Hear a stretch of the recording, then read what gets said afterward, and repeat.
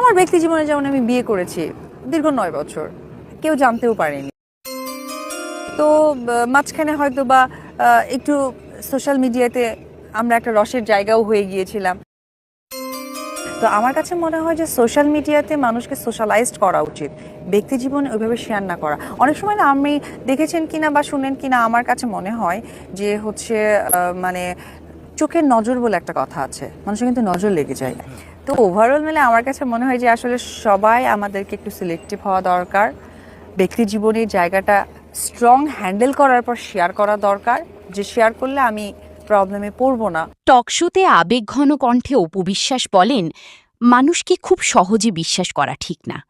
কারণ যাকে আপনি সবচেয়ে বেশি সরল মনে করবেন, একসময় দেখবেন সেই মানুষটাই আপনার সাথে বেইমানি করেছে। এটা আমি আমার দীর্ঘ 9 বছরের অভিজ্ঞতা থেকে শিখেছি। শাকিব খানের সাথে সংসার করে আমি অনেক কিছু দেখেছি, অনেক কিছু সহ্য করেছি। সোশ্যাল মিডিয়াতে আমাকে নিয়ে অনেক কথা হয়, অনেকেই নানা রকম মন্তব্য করে। এমনকি আমার ছোট সতীন বুবলিও আমাকে নিয়ে পোস্ট করে। কিন্তু সত্যি বলতে আমি কখনো এসবের পাল্টা জবাব দিতে চাই না। কারণ আমি বিশ্বাস করি শান্তি তর্কে না, শান্তি নিজের পরিবারকে ভালোবাসার মধ্যে। আমি সোশ্যাল মিডিয়ার ঝগড়াঝাটিতে থাকতে চাই না।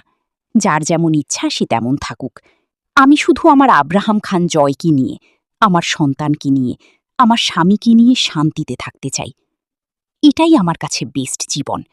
আমি চাই আমার পরিবার ভালো থাকুক, আমার সন্তান ভালো থাকুক। আপনারা শুধু আমার জন্য দোয়া করবেন, যেন আমি আমার স্বামী সন্তান নিয়ে ভালোভাবে জীবন কাটাতে পারি। এই কথাগুলো টকশোতে আবেগ ভরে বললেন অপু বিশ্বাস। তো বন্ধুরা, ভিডিওটা কেমন লেগেছে আপনার মতামত কমেন্টে জানান।